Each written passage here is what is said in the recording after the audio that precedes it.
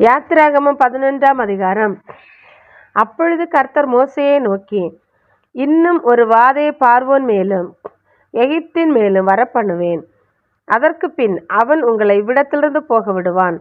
சமூலமாய் உங்களை போக விடுவதும் அல்லாமல் உங்களை இவ்விடத்திலிருந்து துரத்தியும் விடுவான்.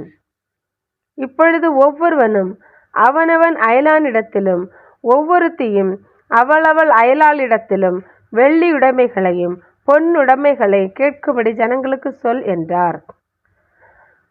அப்படியே கர்த்தர் ஜனங்களுக்கு எகிப்தியரின் கண்களில் தயவு கிடைக்கும்படி செய்தார்.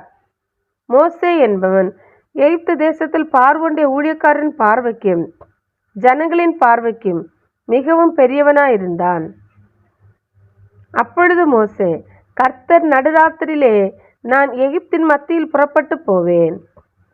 அப்பொழுது சிங்காசனத்தின் மேல் வீற்றிருக்கும் பார்வோனுடைய தலைப்பிள்ளை முதல் எந்திரம் அரைக்கும் அடிமை பெண்ணுடைய தலைப்பிள்ளை வரைக்கும் எகிப்து தேசத்தில் இருக்கிற முதற் பேர் அனைத்தும் மிருக ஜீவன்களின் தலையீட்டு அனைத்தும் சாகும் என்று உரைக்கிறார் என்று சொன்னதும் அன்றி, அதனால் எகிப்து தேசம் எங்கும் முன்னும் பின்னும் ஒரு காலம் உண்டாகாத பெரிய கூக்குரல் உண்டாகும்.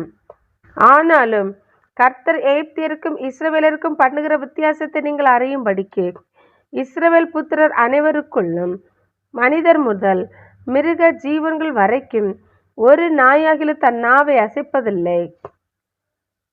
அப்பொழுது உம்முடைய ஊழியக்காரராகி இவர்கள் எல்லாரும் என்னிடத்தில் வந்து பணிந்து, நீயும் உன்னை பின்பற்றுகிறவர்கள் யாவரும் புறப்பட்டு போங்கள் என்று சொல்லுவார்கள்.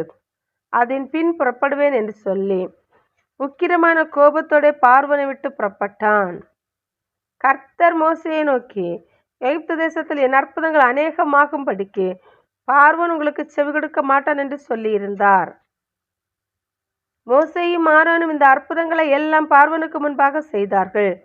கர்த்தர் பார்வோனின் இருதயத்தை கடினப்படுத்தினதினால் அவன் இஸ்ரவேல் புத்திரரை தன் தேசத்திலிருந்து போக விடவில்லை.